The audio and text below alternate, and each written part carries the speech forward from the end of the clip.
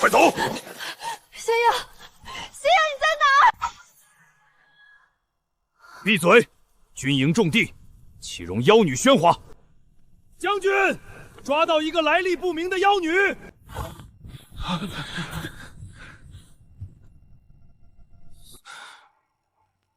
苏荷，仙烟，真的是你！将军，您认识这妖女？谁敢动她，本将要谁的命！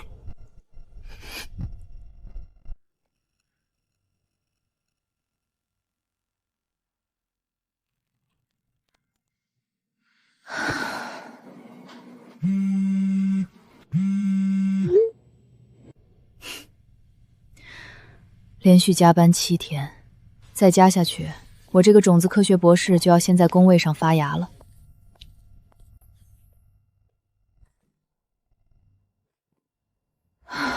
终于活着回来了。谁再给我打电话，我就把实验田的转基因玉米塞他嘴里。母妃，若您在天有灵，便保佑你这不成器的儿子，别死在这西北。谁？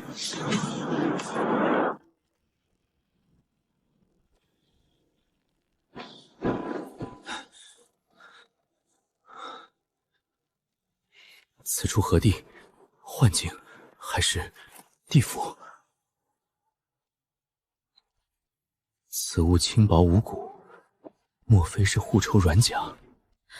有声音。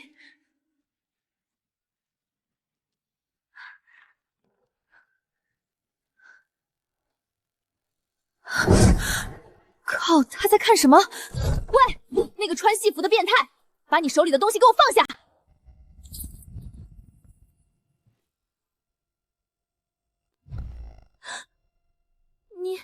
你别乱来啊！我警告你，我已经报警了。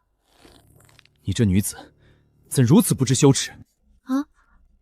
深更半夜，竟敢对本将说出这等梦浪之言！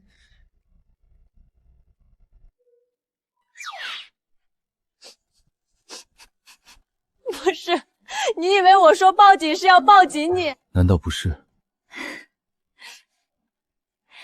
报警意思是叫人来抓你。那你刚才说清楚。我说了报警，你自己耳朵有毛病还怪我。闭嘴。放心，我对你没兴趣。你是何人？此乃何地？你手中所持是何兵刃？此女形貌妖异，言行乖堂，须得万分小心。兵器？你说这是兵器？知不知道那是什么？那是我穿的运动背心，我贴身穿的。你一个男的举着它研究了半天，你跟我装不认识？贴身，贴身。此物轻薄至此，如何贴身防护？你莫要诓我。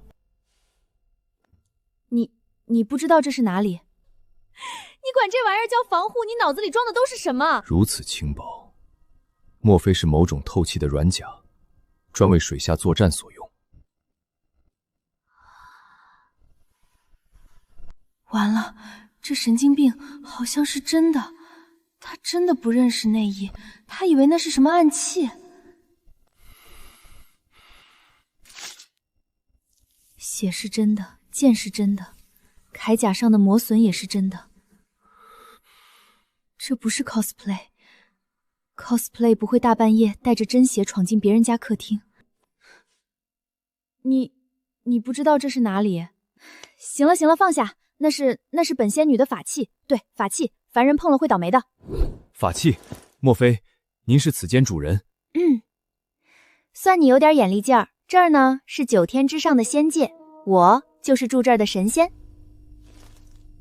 仙界可有凭证？不信，跟我来。若你敢诓本将，本将便斩了你。放心，等会儿你跪着喊我仙姑，让你见识见识什么叫真正的降维打击。你竟能凭空招风？小数而已。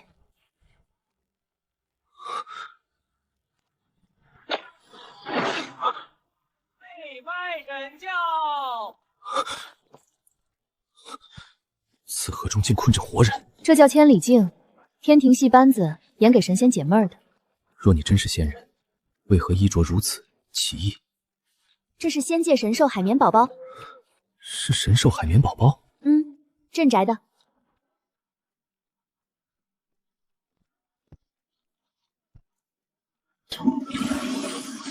不用水桶提水，秽物入内便可自行消失，此乃何物？净身神池。你当真是仙姑？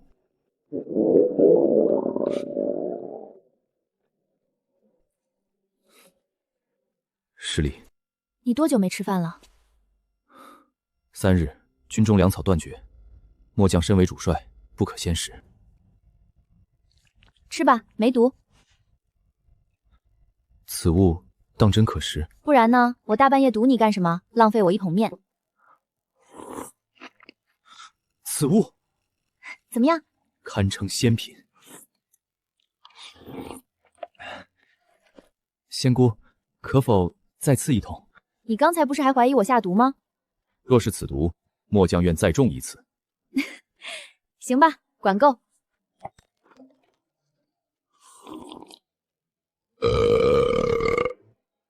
你吃饭能不能小点声？仙姑恕罪，实在是末将麾下5000将士，已经太久没吃过一顿饱饭了。仙姑，末将斗胆，有一事相求。快起来，我们这儿不行这个。如今西北大营5000将士困守孤城，敌军围困，朝廷粮草迟迟未到，军中每日只能分食半碗稀粥。再饿下去，不等敌人来攻，我的兄弟们就要先饿死在营里。仙姑，求你救！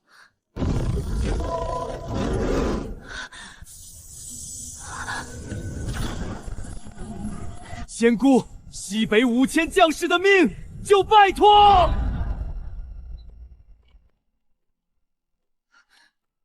人呢？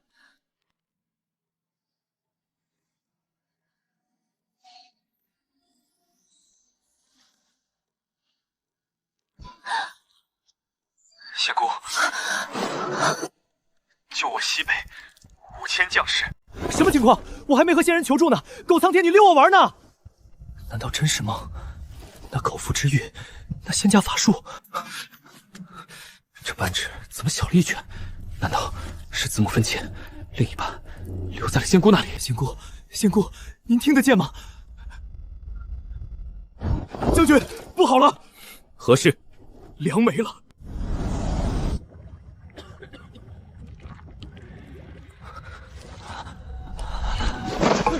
小六，饿狠了，再这样下去，撑不过2日。将军，要不把战马杀了吧？我一定是疯了。听谢燕愿意此身此命此后所有。靠，他说话了。我没睡醒，对，我一定是没睡醒。真疼。喂，谢燕。仙姑，是我。你真能听见我？能。行，科学已经死了。你刚才说什么？军中粮草断绝，5000将士每日只能分食半碗稀粥。若再无粮，不出2日，便会有人活活饿死。谢印，我先说清楚。仙姑，请讲。我不是不救，但5000个人吃饭、粮食、运输都要钱，你得先告诉我你拿什么换。末将如今困守边关，金银所剩无几。金银没有，古董总有吧？古董、簪子、玉佩、瓷器都行，我可以救人，但我不能倒贴养你5000个兵。仙姑，此物是御赐之物，若能换我5000将士一顿饱饭，便请仙姑收下。我去！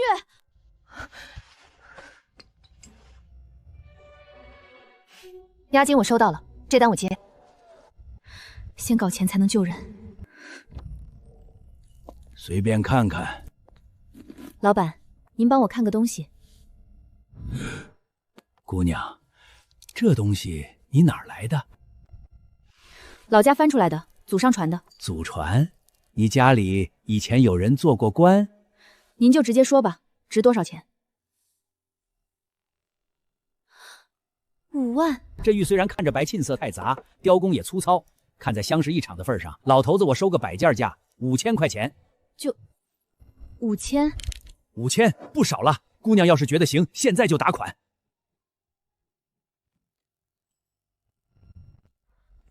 姑娘，若是信得过老夫，可否给我瞧瞧？老李，这我已经看过了，是个仿。王老板，你这博古斋的招牌是打算砸了？极品和田羊乳白玉，宫廷造办处的建功，这血沁是数百年贴身配拜养出来的活沁，你拿5000块钱坑人家小姑娘，不怕折寿吗？姑娘，这东西是难得一见的真品，老夫不跟你玩虚的，600万我买了，你卖不卖？600万，卖！老板，您扫码还是转账？卡号我现在就报给您。哎呦，我的祖宗哎！600万，干！做大做强，再创辉煌。师傅，去粮食批发市场，我要买到他们全营吃饱。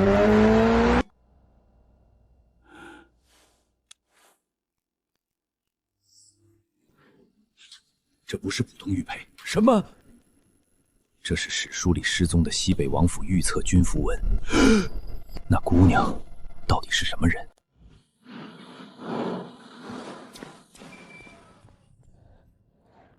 买粮啊，散装还是袋装？要多少？老板，大米5000斤，面粉3000斤，小米2000斤，黄豆1000斤，食用油200桶，盐和白糖各500斤，再加压缩饼干和葡萄糖粉。姑娘，你逗我呢？你买回去开食堂啊？钱就在这儿，您就说这单接不接？接的话，上马装车，我加10%的集单费。接？怎么不接？大刘、二奎，别磨蹭了，装粮，大米5000，面粉3000，小米2000斤，挑最好的。姑娘，您这大手笔啊，是哪家餐饮连锁的采购啊？面生得很。个体户，您刚往我店铺这一站，我一看就知道您是这个，以后常来，我给你会员价啊。粮食花了12万，仓库和运费又砸进去2万多，还剩580多万，看着多，真要养5000张嘴，也不经烧。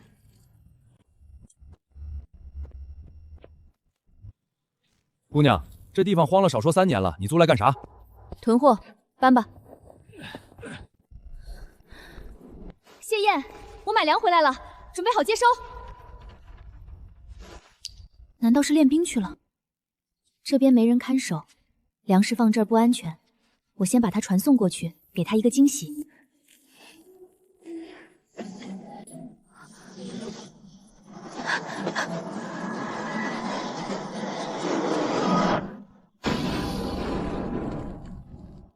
这就发过去了。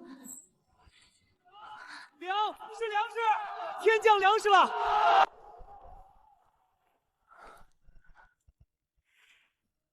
将军，再无粮食，小六撑不过今晚。将军，杀马吧！战马没了还能再想办法，人没了就真的没了。将军，不能再等了，再等等。还等什么？等他来了。什么来了？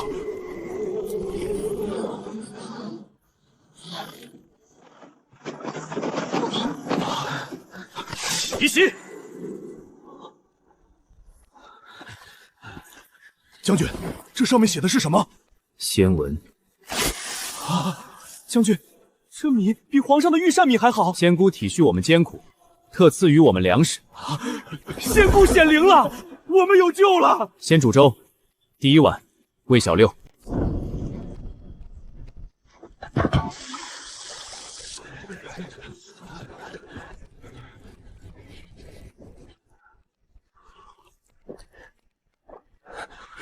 活了，小六活了。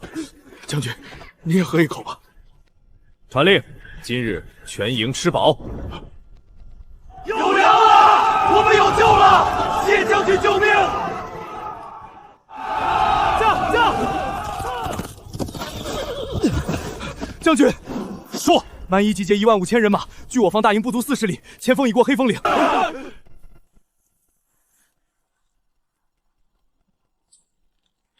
来得正好。将军，打还是守？他们知道我们断粮3个月，所以他们以为我们连青铜剑都举不动了。那就让他们看看，我们到底举不举得动。不急，他们既然想看我们虚弱，本将就让他们看。将军的意思是那边有探子。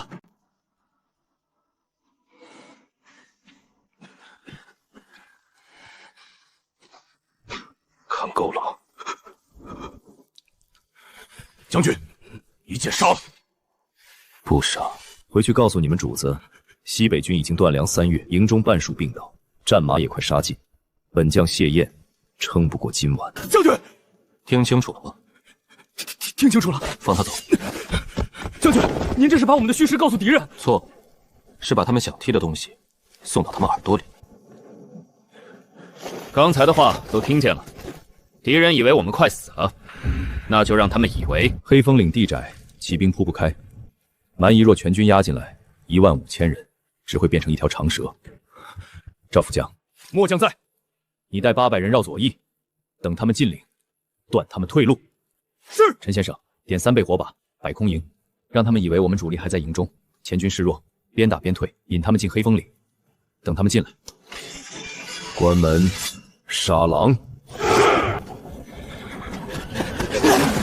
谢英果然快死了，断粮3月，还敢在本将面前装硬骨头！传令，全军压上，今晚踏平西北营。顶不住了，快撤！将军，他们进来了。收网！他们撑不住了，追！你们这群两脚羊，快受死吧！哈哈哈哈！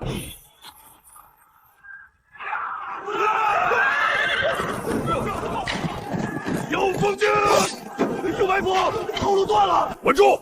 他们不过几千残兵。西北军，吃饱了，砍人就是有劲。谢燕，你今日别想活着！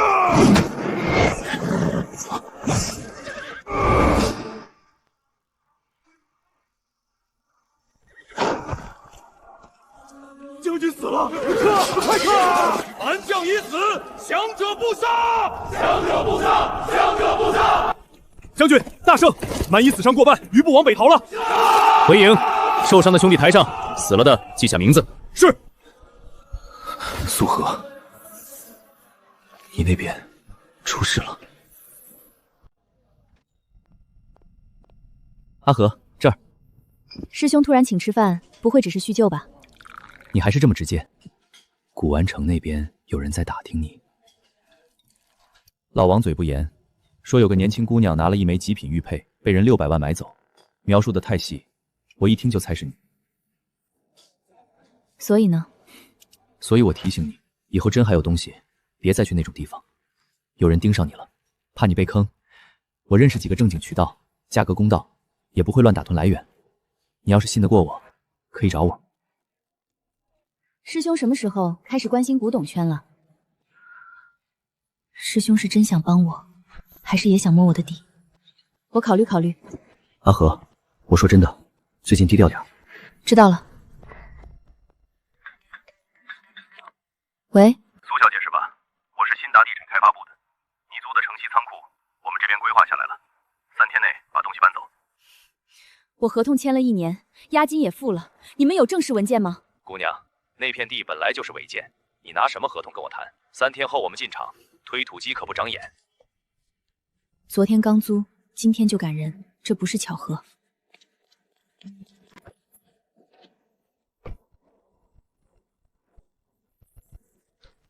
够快。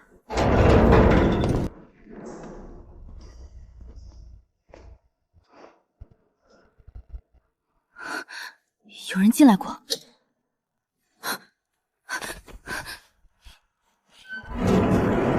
人呢？明明看他往这边来了。跑不了，这破仓库就一个门。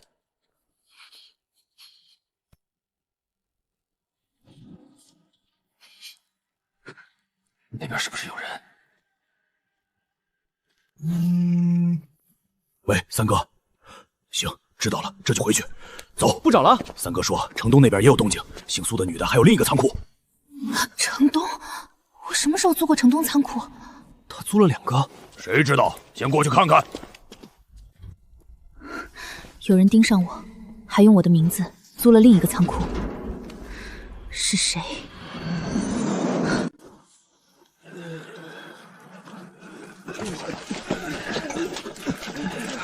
将军，北段城墙出事了。说清楚。城墙裂了，3丈多长，最宽处能伸进1条胳膊。带路。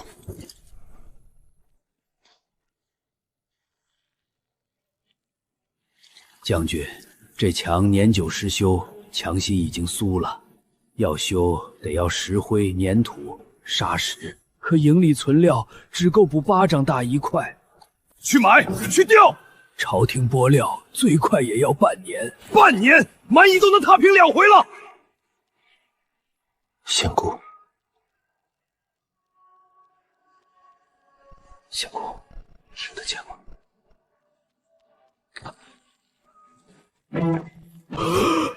将军，这墙撑不过下一场雨。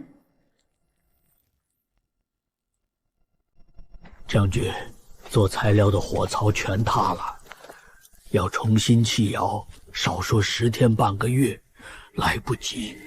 那就抽人修。不用修窑，拆那片废房。拆房补墙？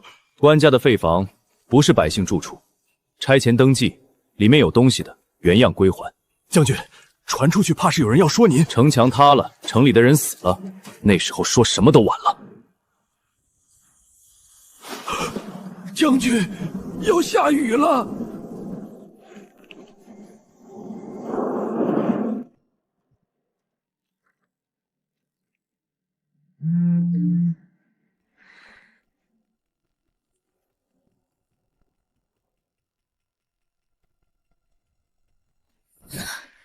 还真有人用我的名字租了城东仓库。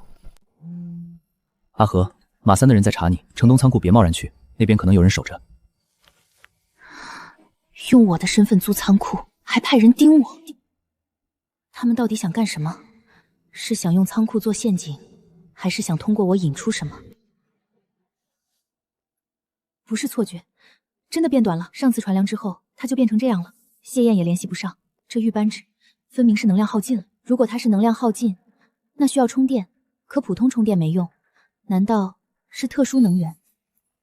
等等，之前传粮是在白天阳光充沛时，而现在不是普通光，那是什么？电磁还是？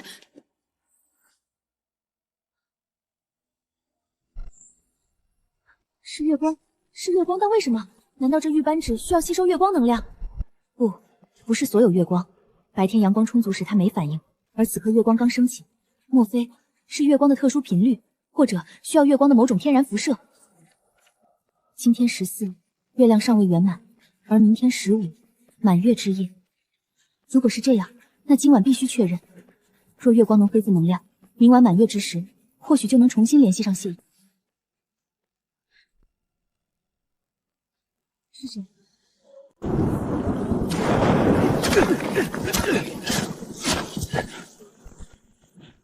将军，雨太大了，不行，没石灰，土一遇水就散。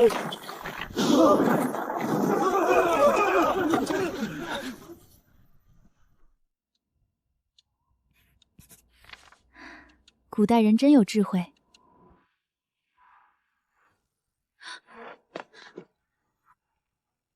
快，左边再去2个人。谢苑，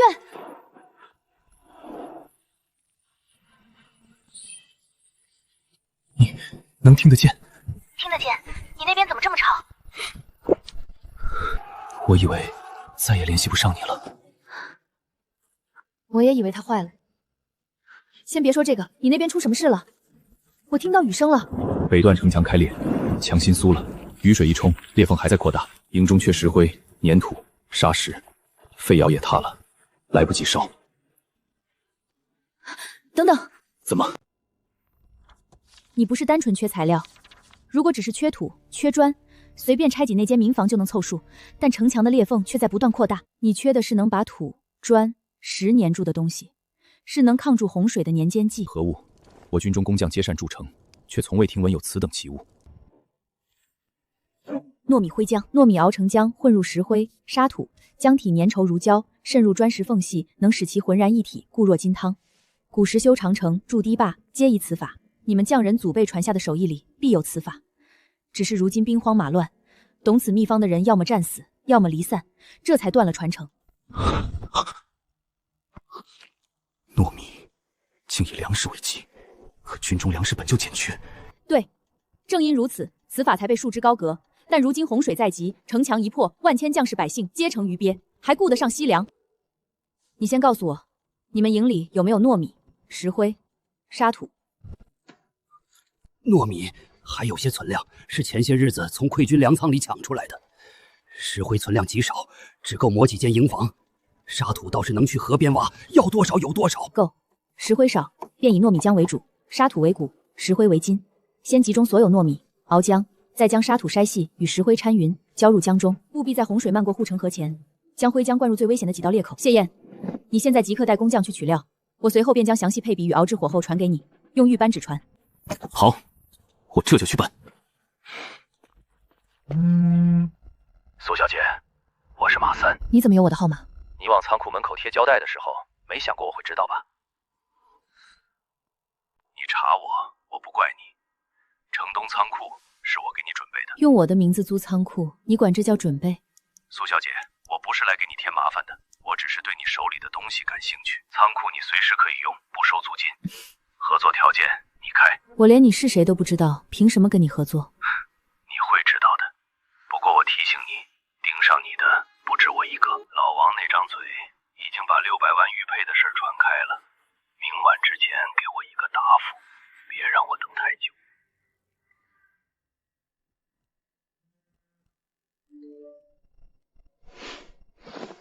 等我先救完一座城，再来收拾你。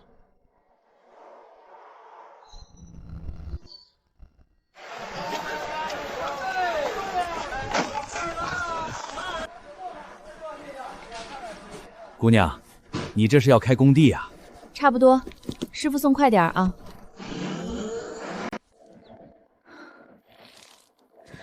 还稳事先把这间房子租下了。谢燕，看好了，糯米熬稀浆，石灰3份，粘土1份，沙土适量。糯米浆慢慢倒，边倒边搅，麻纤维蘸拌掺进去，抗裂，明矾少量，别贪多。先是一小段墙，干了再敲，比普通灰浆硬就继续。还有，石灰伤手，别让士兵空手搅，能包布就包布。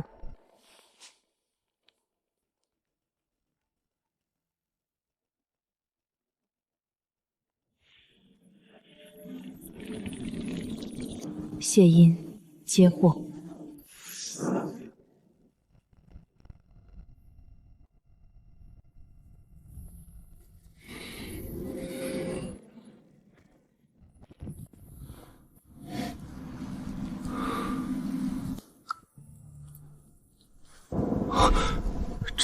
谢燕，看好了。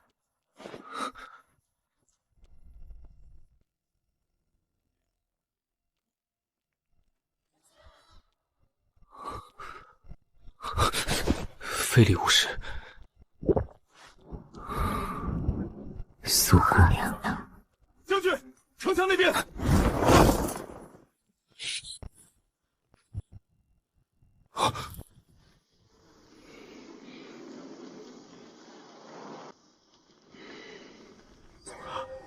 将军，末将明白。你明白什么？末将什么都不明白。将军您忙。出去。是，末将告退。都别进去，将军在看，将军在忙。将军终于开窍了，明天我得跟军师商量商量，该给将军张罗个媳妇儿了。军中虽不便，但附近镇上总有合适的人家。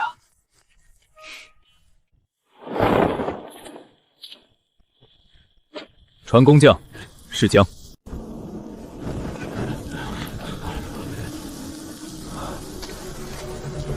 赵这个做？糯米，往灰浆里掺糯米。将军，这也是仙姑教的。仙姑赐方，先是一小段。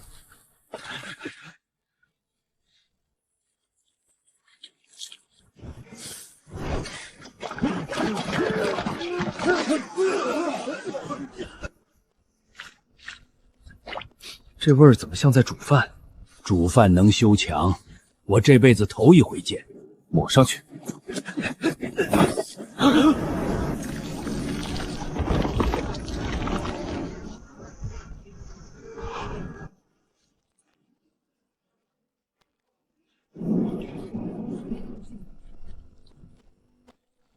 将军，这姜有劲儿，真粘住了，粘住了，比咱们旧法子结实。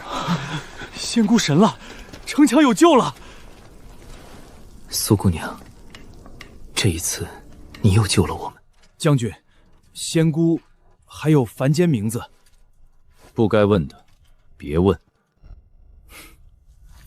立刻照此法扩大修补，先保北墙，再补洞口。是。苏小姐，明晚之前，我等你答复。苏姑娘那边，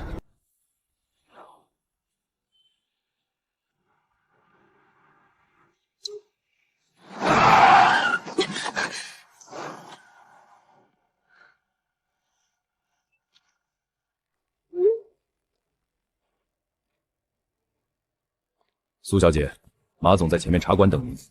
我要是不去呢？马总说，苏小姐是聪明人。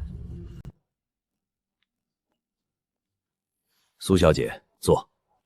逼停我的车，叫请。电话约你，你不会来，我只能换个方式。用我的名字租城东仓库，也是交朋友。你贴在仓库门口那截胶带，我让人拍了照。600万的玉佩，不是普通东西。你手里有货源，我有渠道。所以你想吞我的渠道？哼，合作而已。你每天凌晨去便利店买牛奶，常走哪条路？仓库什么时候进出货，我都知道。我如果真想动你，早就动了。现在坐在这里跟你喝茶，是给你机会。三哥这么有诚意，我也不好不给面子。东西不是天天有，我得回老家再找找。真有合适的，我联系你。苏小姐果然是明白人，明晚之前给我答复。茶就不喝了。苏小姐，盯上你的不止我一个。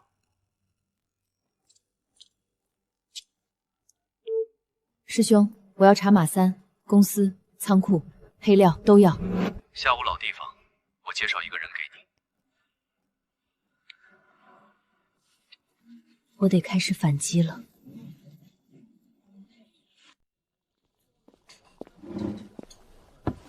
马三明面上做地产仓库，暗地里收来路不明的古董字画。所以他盯上我，是因为那枚玉佩？对。他不是要你的人，他要你的货源。放心，自己人。陆远说你要查马三，我要知道他有哪些仓库，尤其是藏古董的。马三不是第一次这么请人喝茶。你要的仓库，我手里正好有一张。马三的黑仓库之一，不上拍卖，不进正规市场，东西私下过手，钱也不干净。位置在哪儿？城东。你名下那间仓库旁边，隔一道铁皮墙。劝你一句，这个仓库别碰。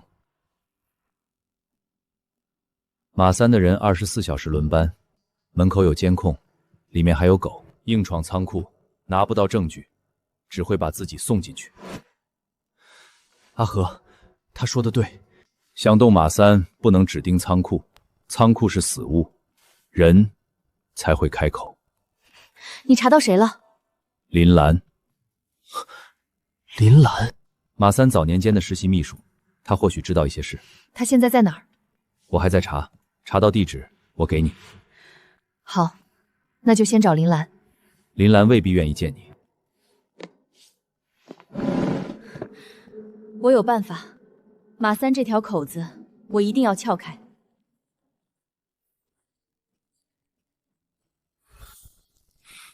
苏姑娘，你那边遇到麻烦了。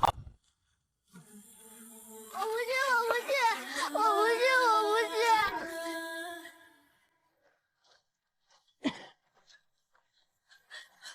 大姐，不能买，二丫还小，我求你了，让她想想办法。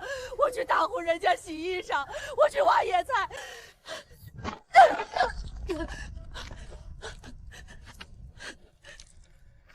死娘们儿，家里都揭不开锅了。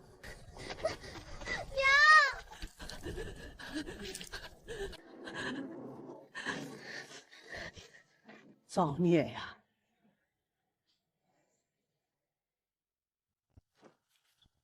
我今天在镇上看见了东头老刘家把他闺女卖了，他还有个儿子，卖了闺女，儿子就能保住。那闺女才多大？瞧着11、12吧。咱今年交的粮比去年多了1成，家里那点地产出的粮还不够交的，拿什么留闺女？镇上卖孩子的不止老刘一家，我去镇上路过，听人说上个月老赵家也卖了闺女，还有东边孙家也是。大的卖完了，就剩小的，收成差，税粮还要加，活不下去了呗。朝廷还管不管？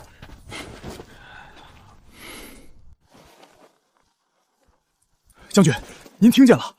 这些人简直丧良心，自己家孩子都能卖。哎，这朝廷今年还增加税粮，简直不给百姓留活路啊！听见了。老刘家您还记得吧？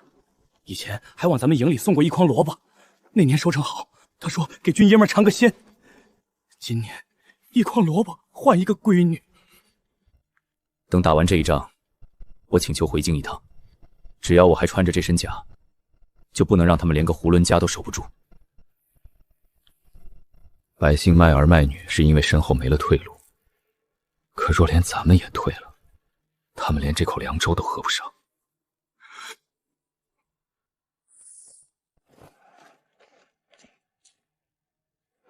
苏姑娘，如果是你，肯定会有办法的吧？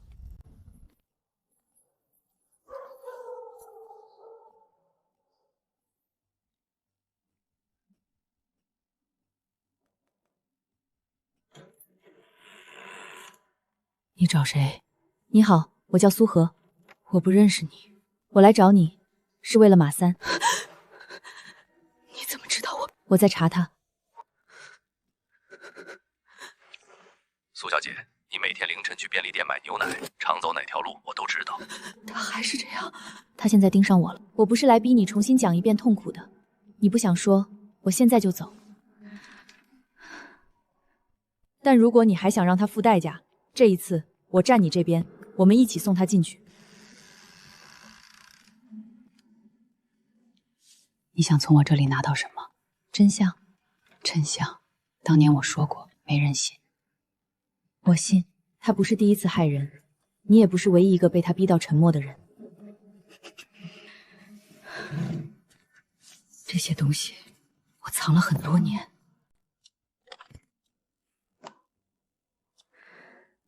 那年我刚毕业，进了盛华公司当实习秘书，直到那次公司聚餐，我以为那是我人生最好的开始。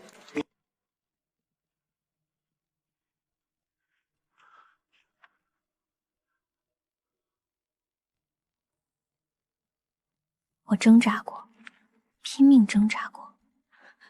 后来我妈带我去报案，可是时间已经晚了。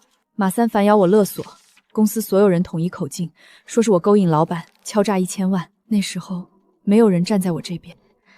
你可以哭，但这一次他会付代价。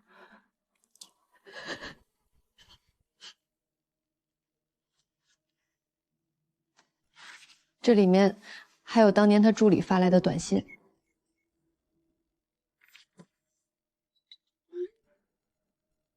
这些真的还有用吗？有用，他当年能压下去是因为你一个人，现在不是了。这次不会只有你一个人。苏姑娘，你睡了吗？没睡，你怎么了？声音不太对。今年百姓收成不好，朝廷税粮又加了，地里的粮不够交，镇里好几家都在卖孩子。你那边现在种什么 C， 还有一点麦，产量不多，地也薄。有没有种过红薯、土豆？红薯、土豆都是长在地底下的作物。红薯耐旱，不挑地；土豆产量更高，沙土地也能种。闻所未闻。红薯一亩大概能产2000斤，土豆更高，能到3000斤左右。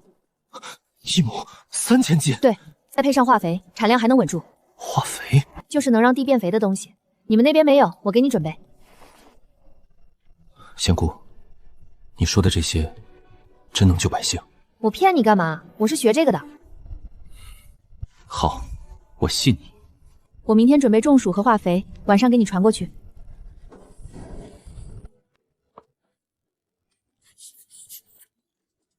复合走1吨，积极派送。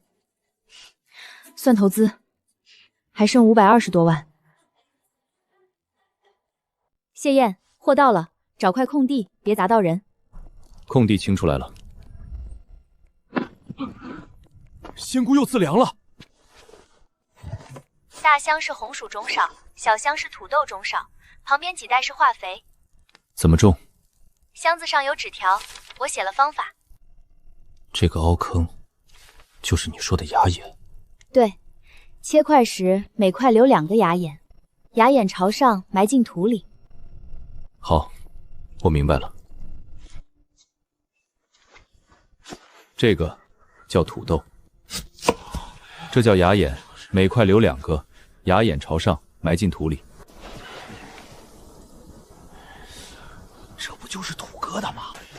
将军，就这个凹坑能长出粮？能。将军，俺家2亩地全种这个。大顺，过来种地了！哎，就这样，别埋太深。牙眼朝上，别放反了。这土豆它真的能长？将军说的，肯定能。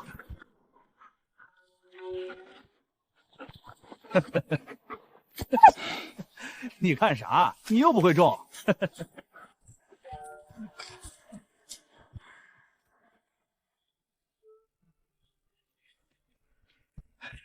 将军，宫里来人了，正在营里等您接旨。你留在这儿，看着他们种。奉天承运皇帝诏曰：西北边务历经数载，今寇患稍定，边墙已固，朕心甚慰。然朝堂诸事急待面陈，着镇西将军谢燕即日交结防务，迟疑回京，入议奏对，不得有误。钦此。将军，陛下在等您呢。臣领旨。田的事你盯着，种完之前的那些地先别扩。好的，将军。你和我一起回京。是，将军。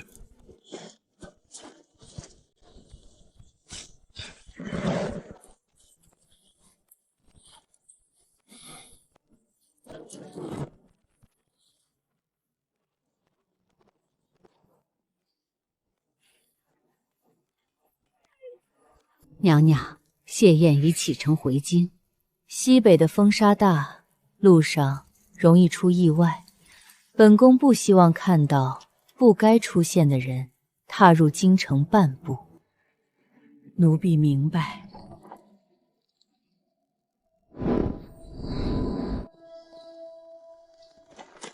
将军，不对劲儿！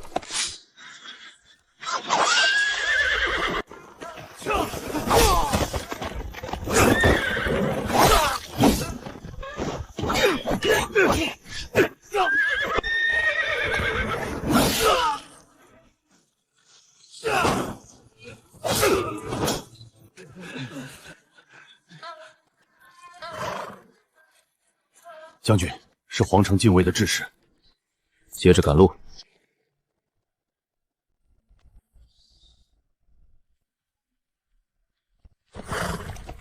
将军，前面就是相思岭了，穿过去再有2天就到京城。将军，您这几天赶路太急，弟兄们马都跑瘦了，要不今晚早点扎营，歇一宿再走。歇多了容易出事，忍忍到了再歇。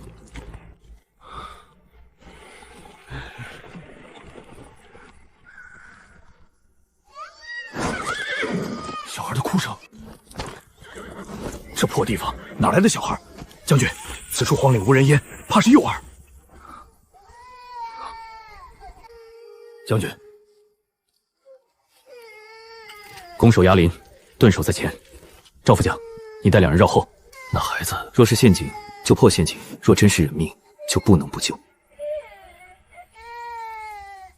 小孩，你怎么一个人在这儿？家里人呢？我不知道，我爹娘把我丢在这儿了，他们说不要我了。你叫什么？朱云。能自己走吗？腿麻了。带回去，先让军医验伤，吃饮水，结过银针。稍后出了山，找户人家安置。是，将军。赶路。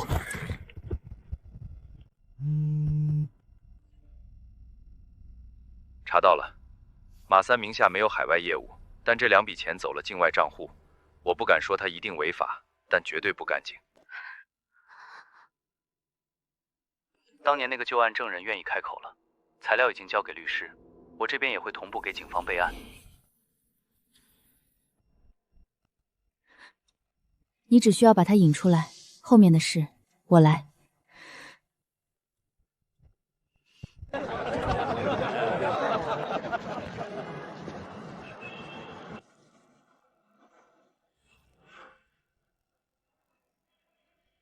林兰，别怕，我们都在。不想让别人看到你和我在一起，就跟我来。你们先走。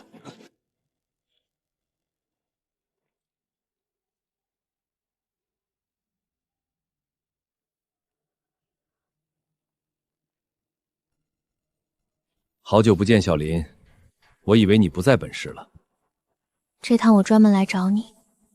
怎么，这么多年不见，是有什么需要我帮忙的吗？你当年侵犯我的事情，我可还没忘。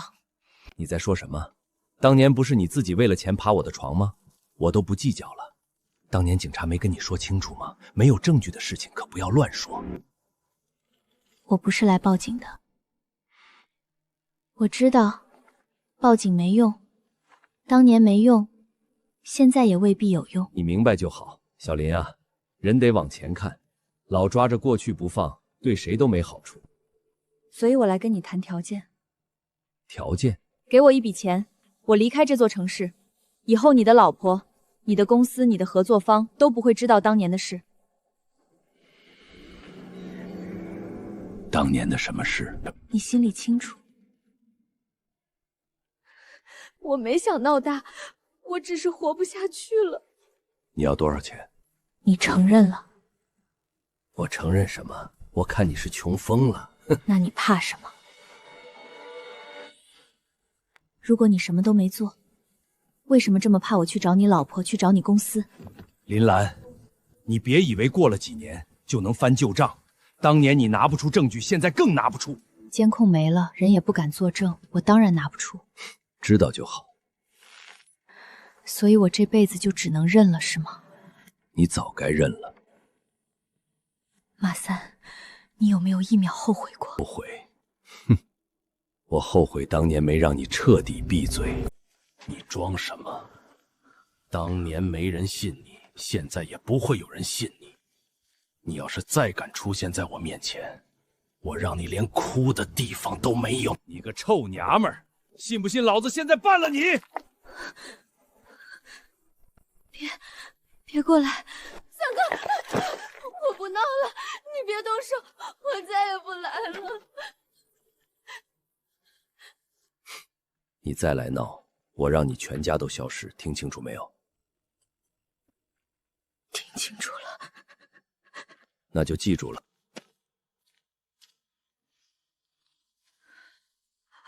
我做到了。我刚才差点以为就只有我一个人了。不是，这次不是你一个人。录音、资金流水、旧案证人，都会交给警方。他会付出代价吗？会。我们现在去报案。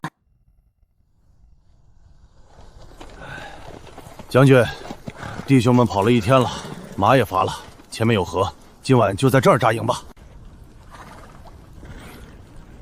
今晚在这儿歇，埋锅造饭。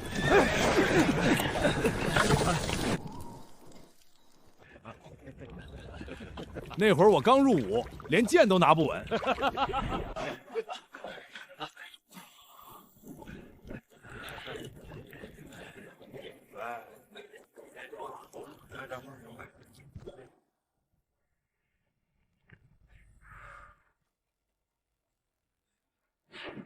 别动这个，烫着呢。去，一边玩去。叔叔，我帮你。不用你帮，你去别处玩，等好了我叫你。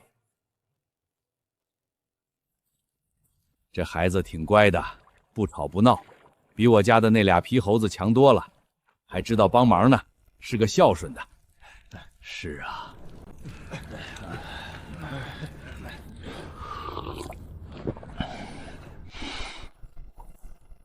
将军，您怎么不吃？不饿，你吃。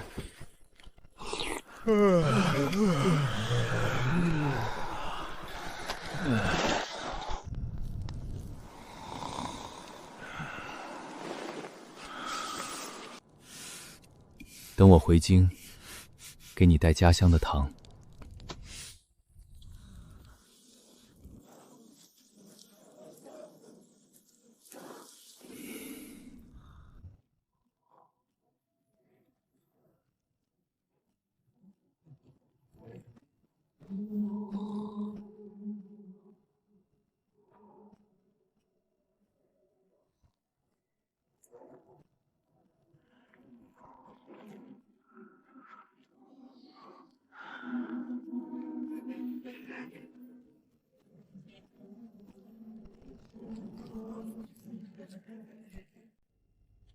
所以，这个季度的报表，大家务必要做漂亮一点。毕竟，公司的脸面就是各位的饭碗。外面怎么回事？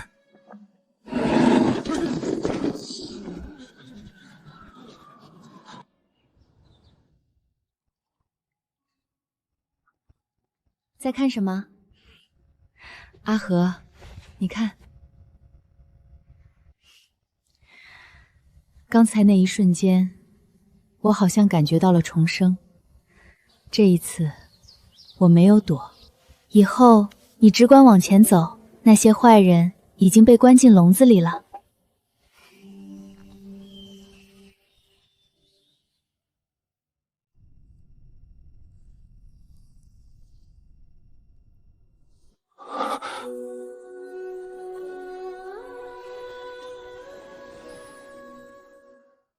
谢燕，苏姑娘，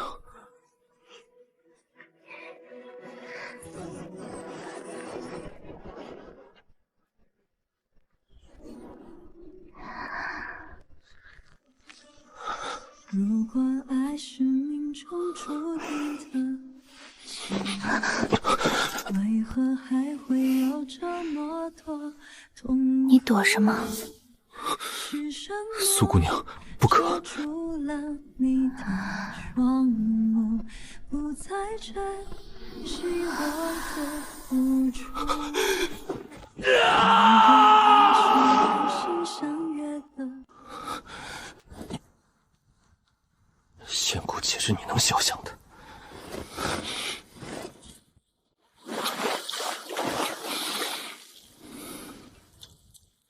不可乱心。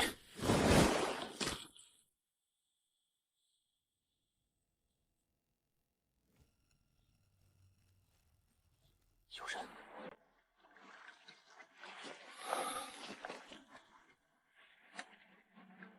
16人。陈统领，您放心，他们已经全部昏迷了。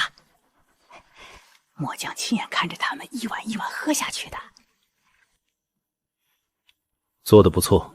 那还望陈统领在皇后面前替小的多美言几句。事成之后，自有你的赏。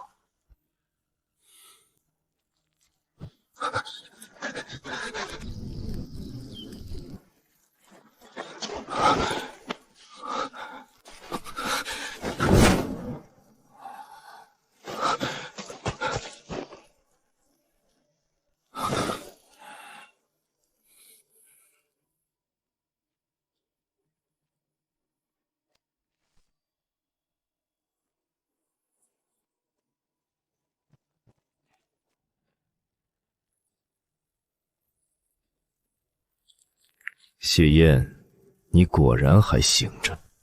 他们若死一个，你们16个都得陪葬。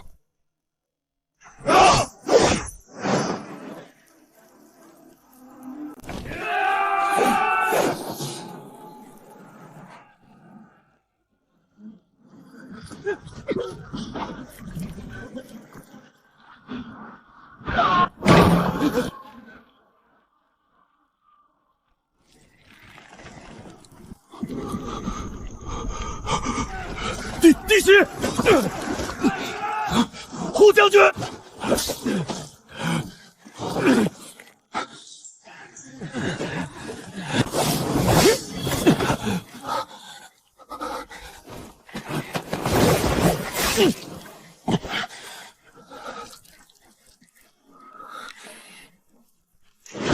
他伤了左肩，快！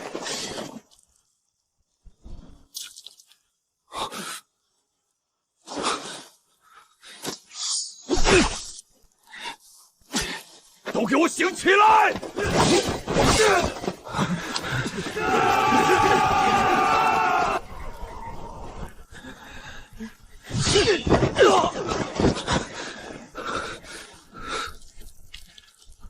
将军！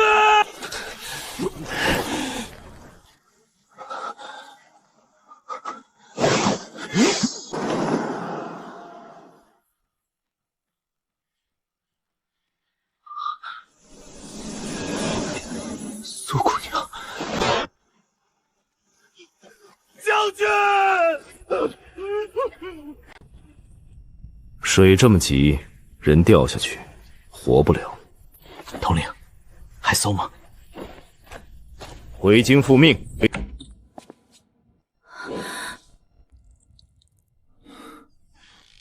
谢印，你别动！你伤成这样还逞什么强？我得回去。你现在回去是回去送死。先别管西北军，你现在要先活着。战场上比这重的伤也有。以后在我这儿，不许说这种话。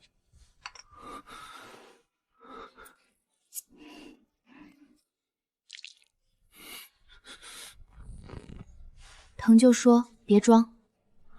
尚可。你们古代人嘴是真硬。能量不够，今晚回不去，睡沙发，不然你还想睡我房间？我并无此意。闭眼，养伤。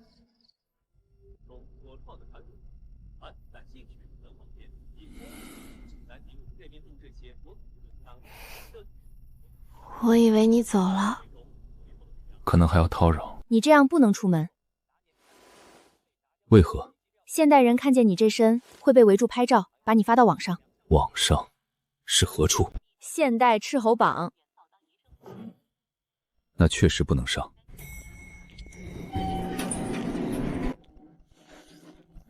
别摸剑，这里没有敌人。这铁盒密不透风，若有歹人埋伏。你干嘛？稳住阵脚。他练武的。五马之车。上车，带你见识现代军械库。先买衣服，再买能救你军中人的东西。这世间竟繁华至死，若大周也能有此等物质，将士和百姓们何须再受冻挨饿？这衣物无甲片无护腕，玉玺如何防身？现代商场不打仗，不可大意。少废话，换。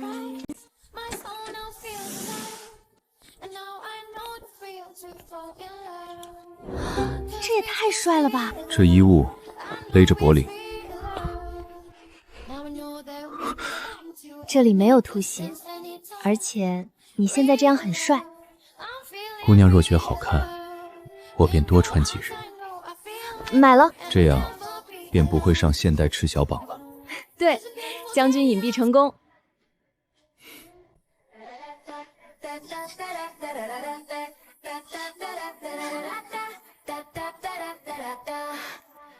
苏姑娘，此地竟有如此丰厚的粮食。自助烤肉，想吃什么？自己拿。皆可取。皆可取。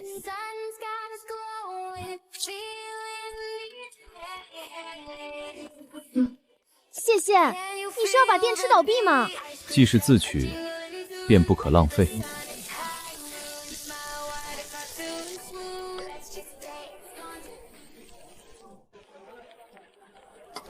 怎么不吃了？我军中将士许多的人一生未见过这样的肉食，也未必敢信有一日能这样吃饱。先吃，吃饱了才有力气把这些东西带回去。吃完，我们去买军需。好。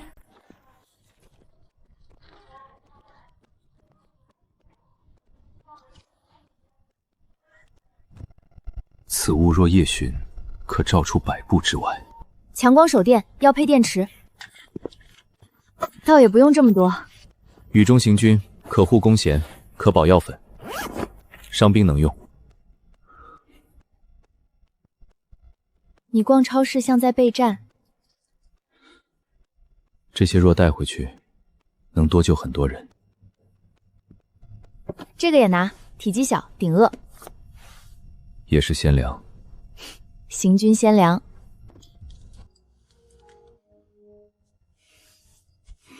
疼怎么不说？习惯了。以后在我这儿不用习惯。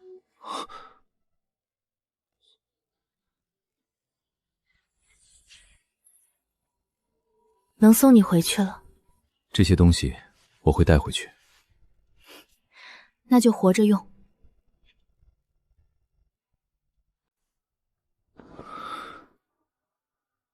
苏荷。照顾好自己。少来，你先把自己管好。对了，那个，其实我不是仙姑，我也是和你一样的人，只是我们所在的地方可能是平行空间，而且我这边要超前你们那里1000年。你不是仙姑，这里也不是仙界，平行世界。对，平行世界就是每件事有不同的发展走向，各自形成互不接触的独立世界。原来是这样，我要走了，照顾好自己。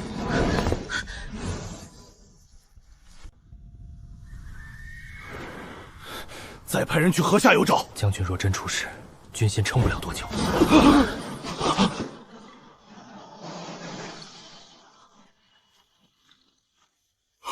将军，本将未死。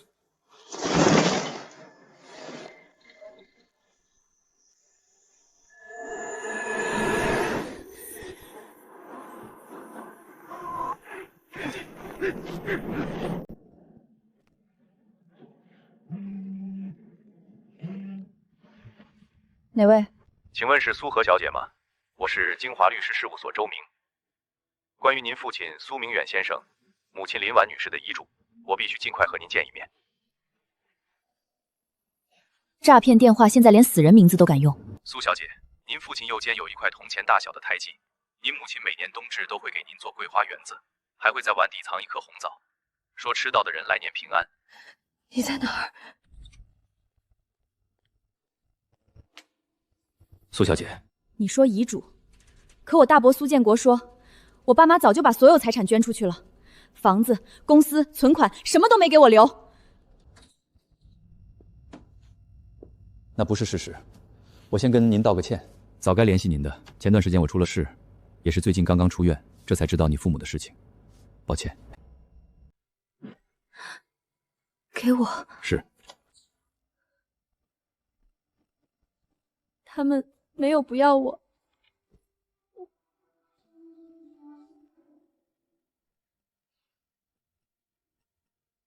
苏小姐，还有一段视频是您父母出事前留下的。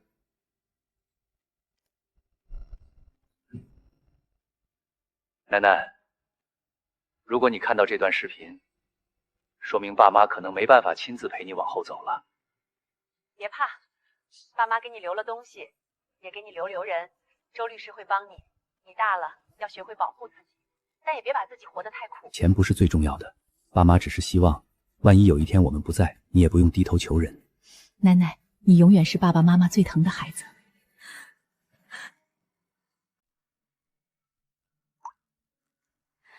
好好吃饭，好好睡觉，遇到难事儿不要一个人扛。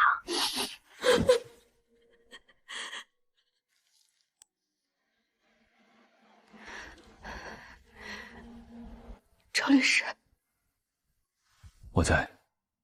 我要拿回我爸妈留给我的东西，也要让骗我的人付出代价。我已经整理了初步证据，接下来要做3件事：申请遗产保全，核查资产流向，追究伪造材料和侵占财产的法律责任。好，爸妈，我不会再让他们踩着你们留下的东西过好日子。周律师，我父母的遗产被他们侵占了这么多年，他们名下的公司肯定有问题，我要查他们偷税漏税。苏小姐放心，只要他们做过假账，法律程序上我们一定会让他们付出代价。但账本这种东西，他们肯定藏得很深。好，明面上的事交给你，暗地里的外围调查，我找别人。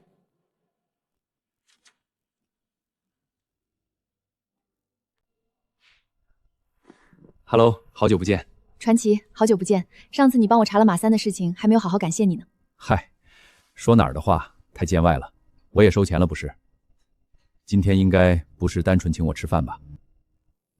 传奇，这次我要你帮我查这家公司，我要他们偷税漏税的铁证，越致命越好。苏小姐放心，查这种公司的老油条，我最拿手了。给我几天时间，我把他们的底裤都给你扒出来。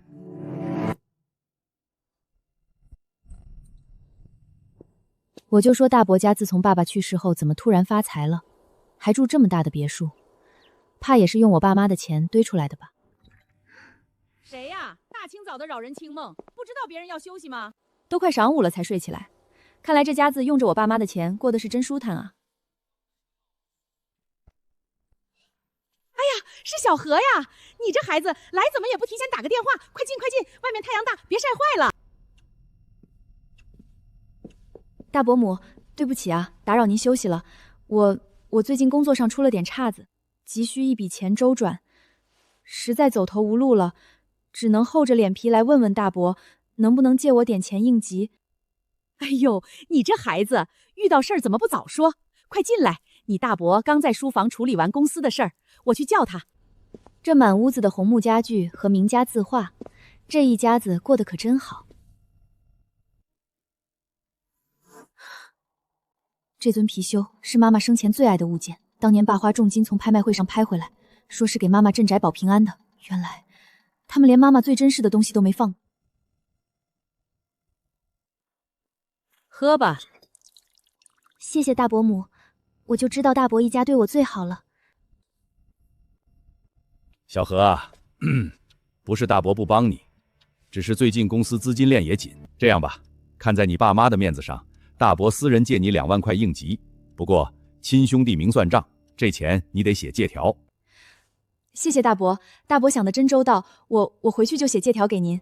行，等借条拿来了，我让你大伯母把2万块钱转给你。那就先不打扰大伯伯母休息了。大伯母，我能借用一下洗手间吗？刚才太紧张，肚子有点不舒服。1楼走廊最里面那个，别乱跑。谢谢大伯母。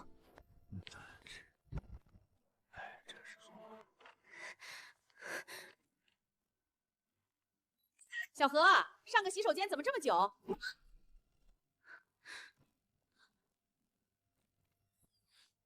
对不起，大伯母，我刚才肚子实在太疼了，多待了一会儿。哼，娇气。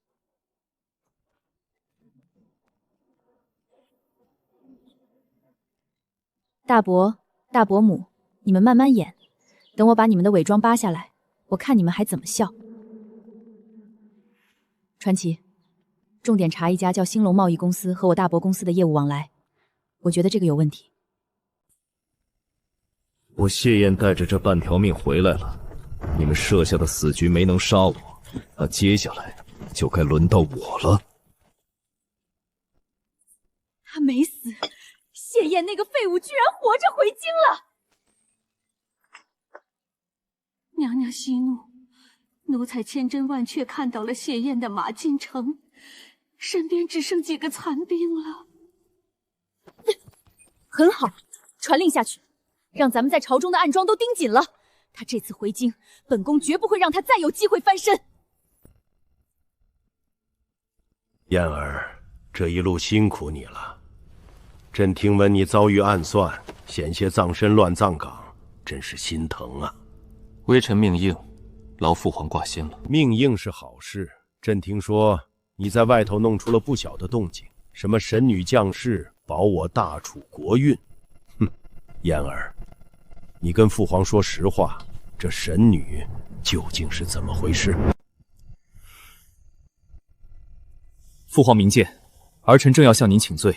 那根本不是什么神女，而是前朝余孽故意放出的妖邪。哦，妖邪。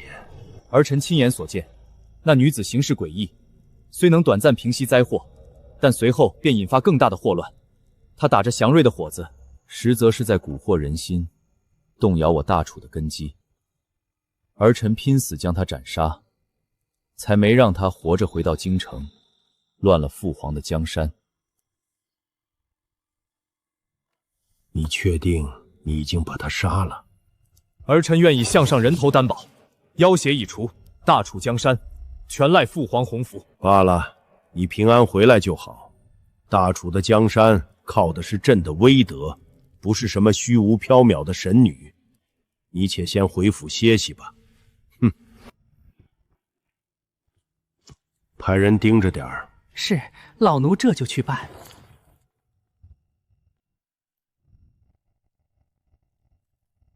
谢燕，我那个大伯是个老狐狸，找人查他透税漏税进度太慢了，根本抓不到致命把柄。苏姑娘，人心之贪，古今皆同。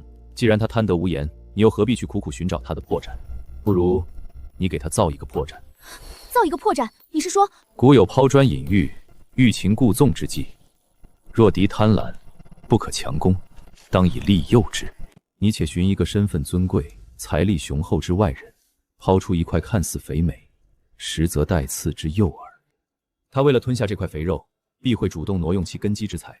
待他深陷泥潭、资金断乱之时，便是你收网之日。绝了，谢应，你这脑子简直是个筹谋大师。你说的那个身份尊贵、财力雄厚的外人，不就是现代商业里的港区神秘富豪吗？你说的诱饵，就是咱们包装出来的空壳公司。看来阿和已经想到破局之法了，放手去做。放心吧，我这就让传奇去注册一个港区离岸空壳公司，对外放出风声，说这位富豪要在内地拓展古董生意，寻找投资合伙人。谢谢你，谢苑。能帮到你就好。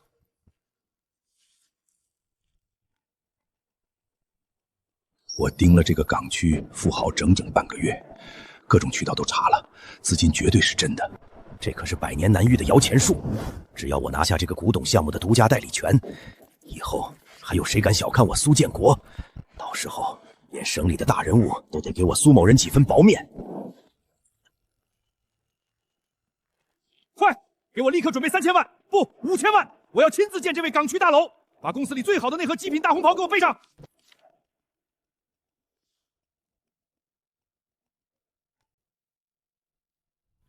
燕儿，你深夜求见，所谓何事？微臣叩见陛下。微臣今夜所言，皆是皇家丑闻，万不可让外人知晓。微臣要弹劾的是皇后娘娘。说。皇后娘娘为保自身地位，多年来暗中给后宫嫔妃下药，残害皇嗣，致使多位妃嫔终生不孕。此事若流传到前朝，陛下的仁德与皇室的颜面将荡然无存。空口无凭，你可知污蔑中宫是何罪？微臣岂敢拿陛下的颜面开玩笑？这是仁政秀儿的亲笔供词，以及他多年来记录下的买药账册，还有皇后私养暗桩、买通太医的账册。这个毒妇，朕竟被他蒙蔽了这么多年。陛下息怒，微臣深知此事关乎皇家颜面，不可声张。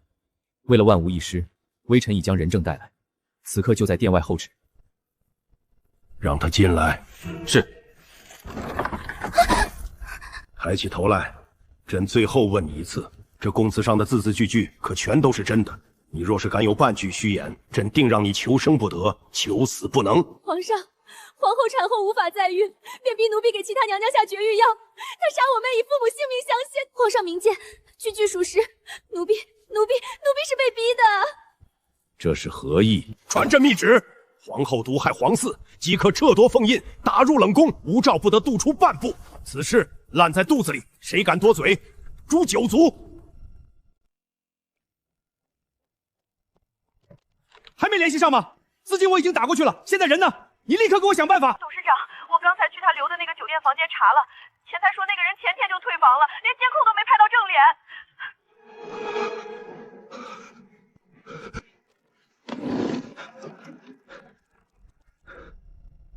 老李，立刻查账！昨天打给港区富豪的那3000万到底在哪儿？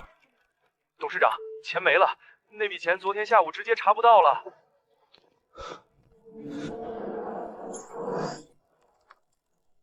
3000万，整整3000万啊！我盯了半个月，查了那么多渠道，资金都是真的，怎么会是空壳？怎么会这样？老赵，我是苏建国，那3000万的贷款，对，就现在，不管什么利息，我要马上见到钱。啊！怎么会是空号骗子？全都是骗子！3000万，只要填上这个窟窿，我就还是苏总。对，只要把钱转回来，谁也不知道。谁？传奇那边收网了吗？收了，经侦大队的车已经出发了，动静不小。苏小姐，你这招引蛇出洞加关门打狗，简直是教科书级别的。辛苦了。大鱼已经彻底蒙圈了，听说那老狐狸刚才差点一口气没喘上来，直接瘫在椅子上了。要不要过去再给他添把火？暂时先不用，剩下的交给我。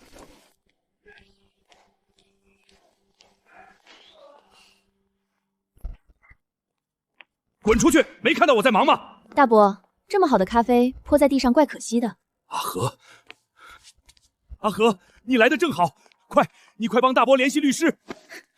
大伯，你这是怎么了？难道做了什么亏心事？阿和，公司出了事，大伯也是受害者啊！咱们是一家人，你不能见死不救啊！大伯，你挪用公司公款，伪造账目，企图用3000万投资一个港区富豪的空壳项目，这些证据可都白纸黑字写着呢。你怎么会？若要人不知，除非己莫为。大伯，你贪得无厌，霸占我父母的心血，又怎会料到自己的贪婪会把你推下悬崖？不可能，这不可能！那个项目明明能赚10倍利润。利润？你眼中只有钱，却从未想过这些你能不能接得住。大伯，你聪明一世，却被自己的贪欲蒙蔽双眼。你诬陷我！我是苏氏的掌权人，谁敢动我？当年你夺走的一切，我今日要亲手拿回，法律会替所有人讨回公道。完了，全完了！大伯，进去之后好好算算自己欠下的债。谢燕，你那个抛砖引玉的办法简直太神了，你简直是个天才。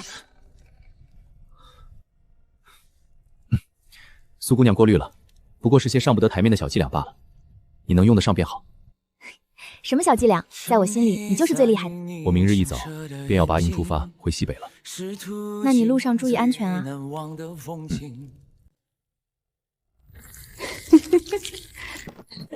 娘娘，该动西北的田了，小心行事，别留下把柄。是。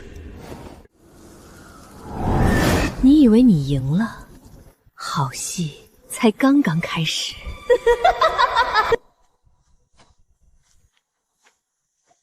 上面交代了，动作快点，这村里浇田的井和这田埂里一块都别放过。放心，这可是宫里传出来的好东西，只要往他们这田里一撒，保管这群泥腿子明天去闹事，到时候看那个谢烟拿什么去救。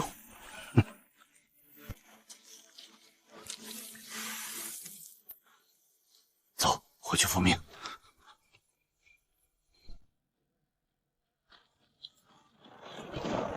还有2日就到了，不知道地种的怎么样了，赶紧回去看看。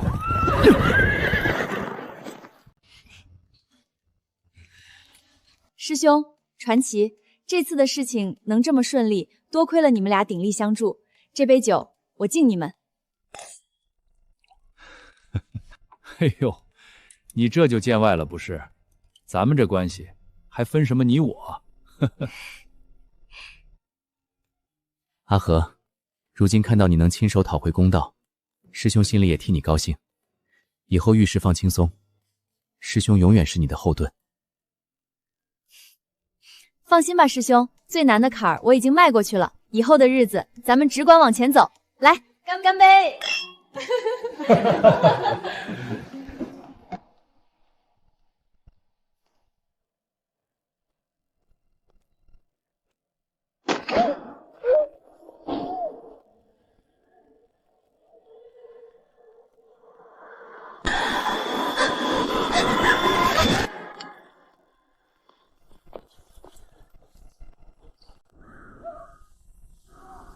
天死了，咱们的田全死了！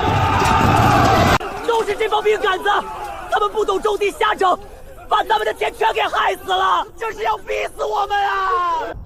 朝廷不给咱们活路，咱们就自己去讨个说法。兄弟们，跟他们拼了！拼了！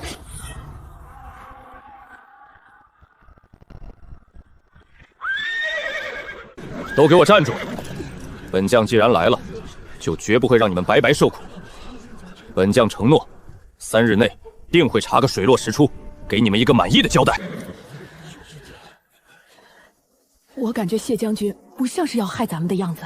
是啊，将军平日里巡营，从没让马踏过咱们一根庄稼，他是个好人啊。3天后，咱们连骨头都凉透了，他这就是在拖延时间。大家别信他的鬼话，冲啊！大家不要相信他说的，打死他们，给我们的庄稼报仇！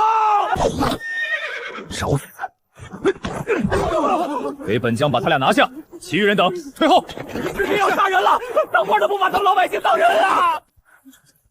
乡亲们放心，此事必有蹊跷，本将定会查个水落石出，绝不冤枉一个好人，也绝不放过一个恶徒，定给大家一个交代。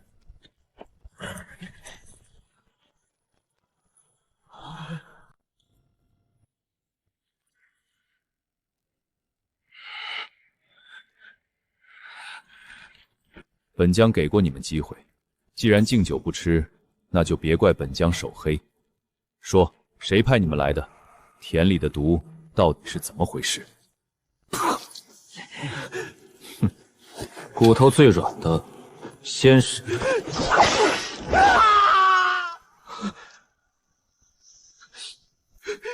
将军饶命！我都说，那个人说他是大皇子派来安排我们趁夜给田里下毒的，是大皇子殿下安排我们干的。大皇子，他为了夺嫡，竟连西北百姓的活路都要断。把这几个暗桩看死，传令下去，盯紧关口。另外，派人注意京城动向，不一定是大皇子。是。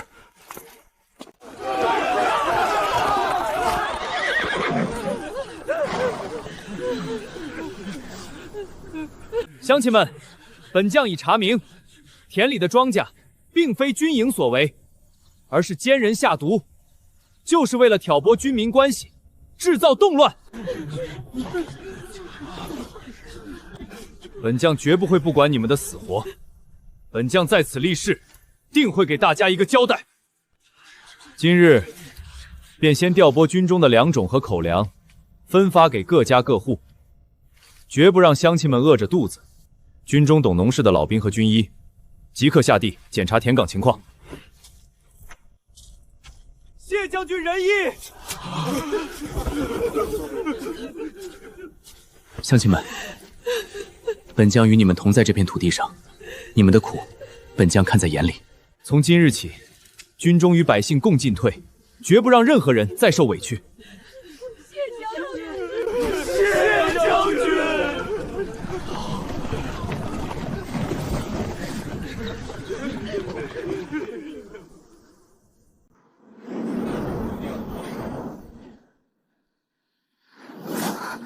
我在哪儿？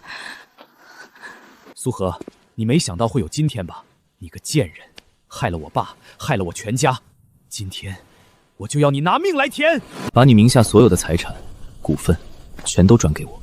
只要你乖乖听话，我或许还能留你个全尸。不然，丫头，识相点，钱不到账，你就得去海里喂鱼。你确定杀了我，你能拿到钱？我名下所有的资产都做了不可确凿的家族信托，受益人是我。如果我意外失事，所有资产将自动冻结，并由第三方机构接管。你现在杀了我，1分钱都拿不到。放了我，我可以当今天什么都没发生。股份我可以慢慢转给你，但如果你现在动手，你就是故意杀人，加上敲诈勒索未遂。你猜，警察是先抓你，还是先抓他？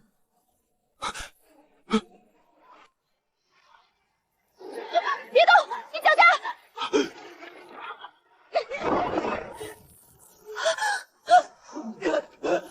陆哥！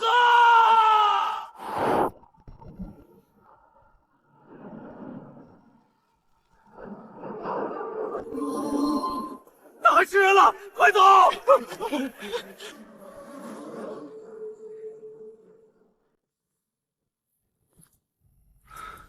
苏姑娘，在吗？苏姑娘是不是出了什么事？2天了，没有任何消息。都天案牵扯甚广，可偏偏在这个时候失联。师长，你看那边是不是蛮夷派来的细作？什么人竟敢擅闯西北军营重地？给我拿下！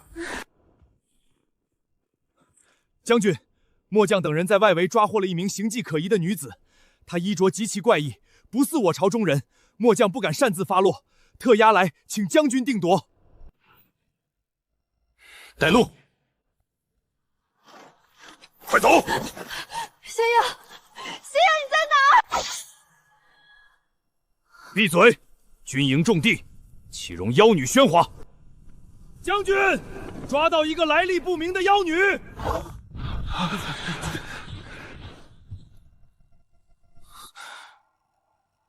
苏荷，仙烟，真的是你。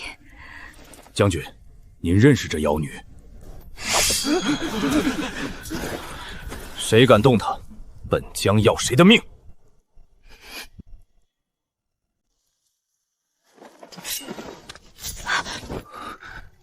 疼吗？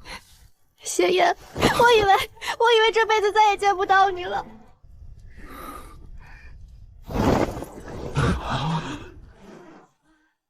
那姑娘莫不是将军的救命恩人？瞧这架势，怕是要成将军夫人了。是途经最难忘的风景，无人可比你。饿了吧？先吃饭。去，把本将军的饭菜端来，再多加几道肉菜，快去。末将遵命。边吃边说，你这几天到底经历了什么？你不知道，我被我大伯的儿子勒索报复，他们把我绑到海崖上，在和他们争执中，我掉进了海里，再睁眼就到了这里。那你还会回去吗？不知道，别说我了，你呢？这2天我找遍了所有办法，都联系不上你。西北这边出了大事，有人给农田下药了，现在百姓整天担忧，睡不着觉。谢燕，毒田牵扯甚广，对方下毒肯定做足了万全的准备。我检查现场土壤才能判断原因，但我一定会尽力。明天你先带我去看看田地的实际情况，只有亲眼确认了毒物的种类和范围，我们才能对症下药。好，一切都听你的。今晚你先好好休息，明日一早我亲自带你去田间。那片土地肯定被下了极其霸道的化学毒素，土壤、井水、根系全都要测，可我现在连一支试管都没有。要是能有个实验室就好了。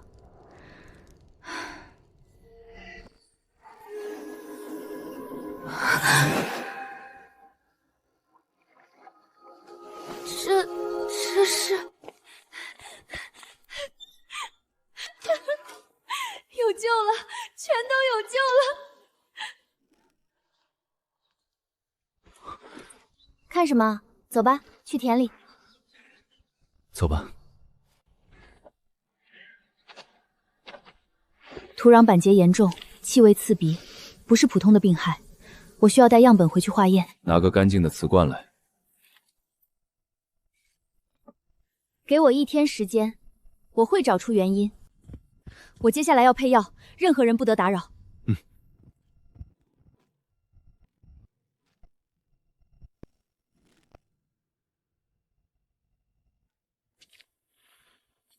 pH 值竟然低至2.5，强酸性超标10倍以上，而且铅、铬等重金属离子浓度严重的异标，已经彻底破坏了土壤的团粒结构，难怪根系会大面积坏死。常规的生石灰或草木灰根本无法中和这种复合毒素，必须先用俄华剂质化重金属，再用复合碱性缓车液调节酸碱度。重金属被完美剂化，酸碱度恢复到了6.5的最佳区间。灵泉不仅加速了化学反应，还激活了土壤的微量元素。有了这瓶生机修复液，不仅能解毒，还能让枯苗重焕生机。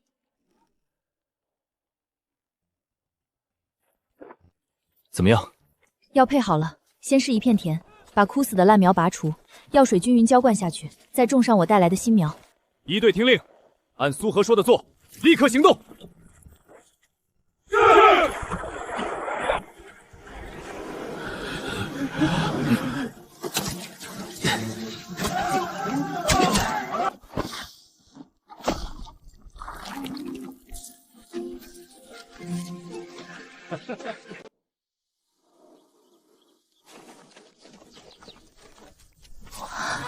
活了！第一块试验田全活了，这是神迹啊！所有人听令，其余所有田皆按此法炮制。有灵泉水的滋养，这些苗不但提前出芽，而且非常粗壮。苏姑娘，我可以叫你阿和吗？可以。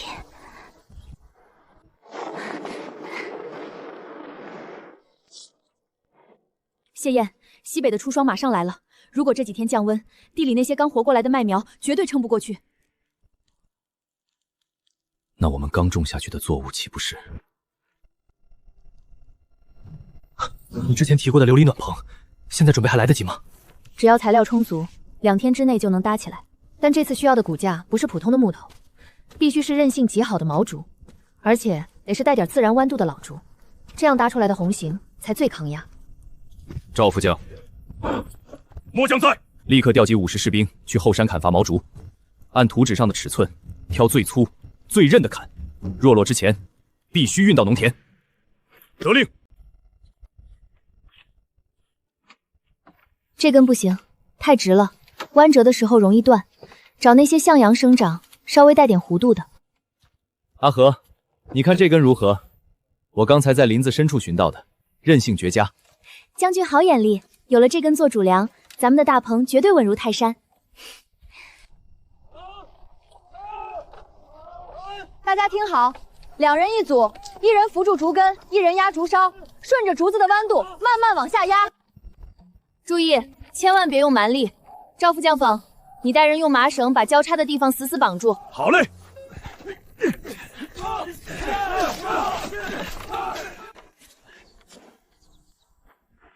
苏姑娘，这真不是琉璃，这么薄，能挡住西北的白毛风吗？村长爷爷，您摸摸看，它虽然薄，但韧性极好。大家搭把手，咱们顺着竹架往上铺，边缘一定要用土压实，绝不能漏一丝风。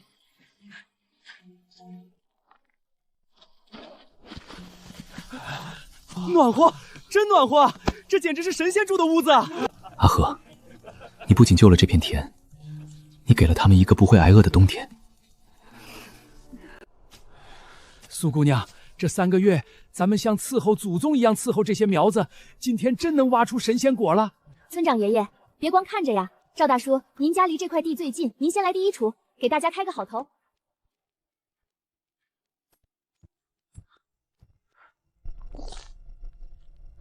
出来了，真出来了！老天爷啊，这么大个儿！这咋比刚才那个大了3倍啊？这一窝4个，个个都像胖娃娃。还愣愣着干啥？快去自家地里挖呀，看看谁家的果娃娃最大。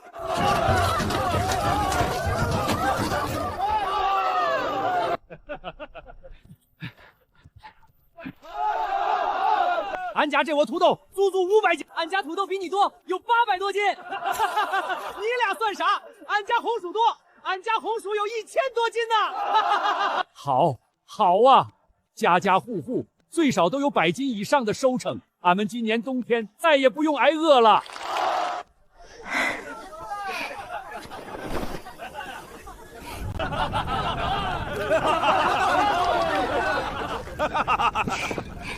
兄弟们，今天这顿庆功宴，咱们得敬苏姑娘和将军。要不是苏姑娘的帮助，咱们这个冬天连草根都没得啃。干！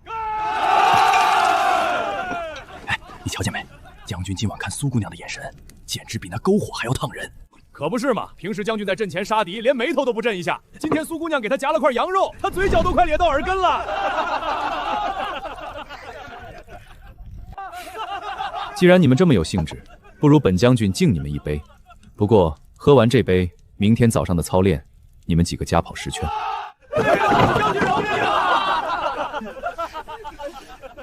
谢燕，你少说2句吧，别把大家吓着了。好，都听你的。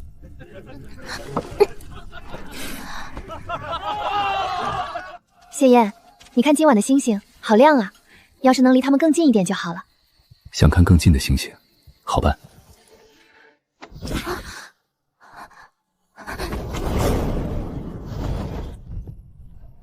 哇，谢妍，你快看，那颗星星好亮，好像一伸手就能摸到一样。这真的是我见过最美的星空了。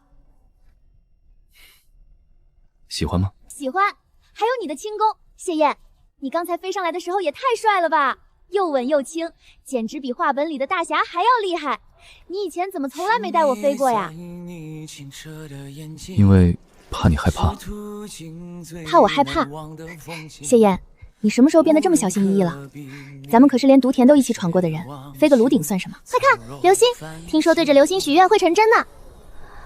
你许了什么愿？不告诉你，说出来就不灵了。谢燕，你身上好暖和。阿和，最近这段时间你开心吗？最近这段时间真的好充实，好快乐啊！如果以后一直在这边生活，你愿不愿意？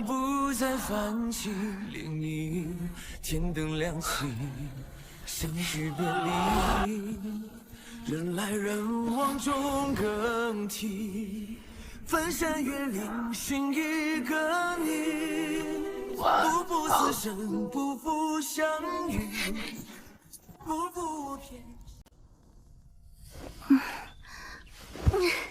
醒了，难得看你睡了个好觉，快趁热吃。今天带你去个好地方。什么好地方？去西边的草场骑马。骑马我不行的，我从来没骑过，万一摔下来。有我在，绝不会让你摔着，就当是放松一下，好不好？好，那我可要学了。这么高，我怕是踩不到马蹬呀。别怕，踩着我的腿上来，把手给我，我护着你。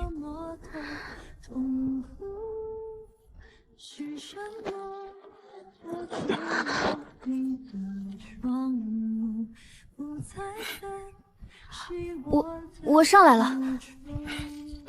身子坐直，别往后仰，双手轻轻握住缰绳，感受马儿的步子。对，就是这样，你做得很好。阿和，一个人骑马，是不是少了点什么？少了什么？少了一个护着你的人。阿和，想不想和我一起感受一下策马奔腾？好。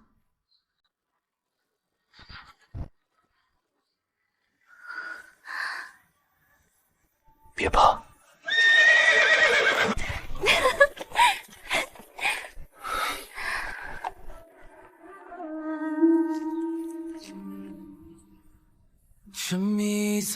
阿和，你在这里等我一下，我去就来。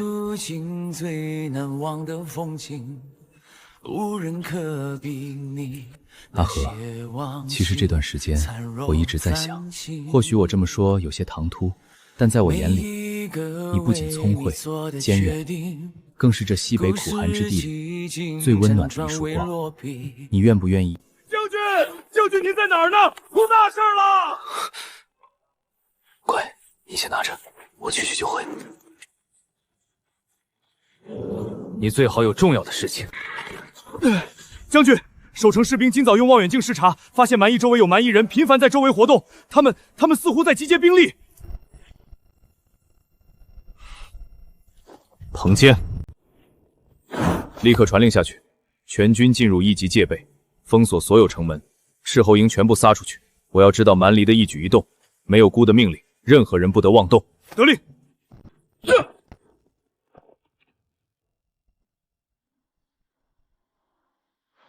差一点啊！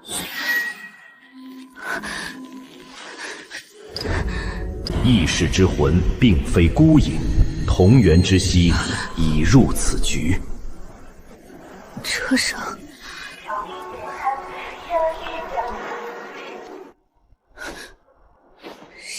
谁在那边？在我们那里，女子不必替困死在男人的后院了。我们那里，只要拿到那件东西，我就能回去。回去？你是谁？你在哪儿？你也是从现代来的？他会信我的。谁会信你？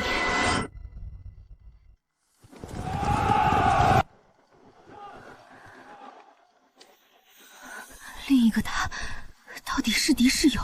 阿和，你怎么了？我没事。将军，赤搜营已整装，等您下令。阿和，我要先回营整顿，一起走。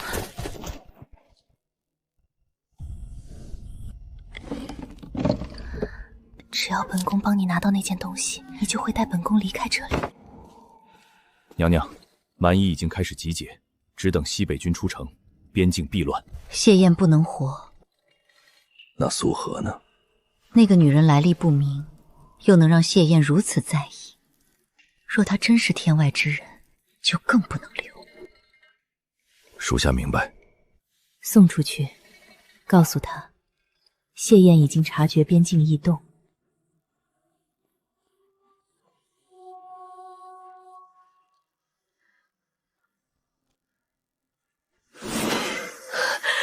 你回我了。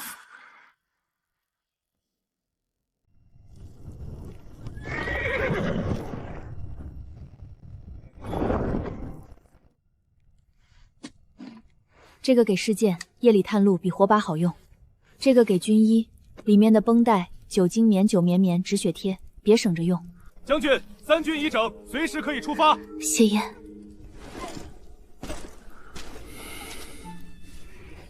这个不是仙气，就是普通平安结，你一定要平安回来。等我回来。回来之后，把草场上没说完的话说完。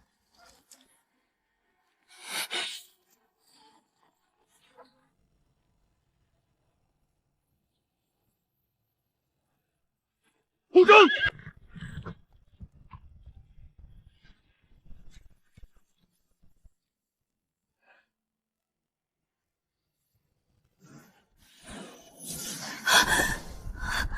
同源之息尽在皇城。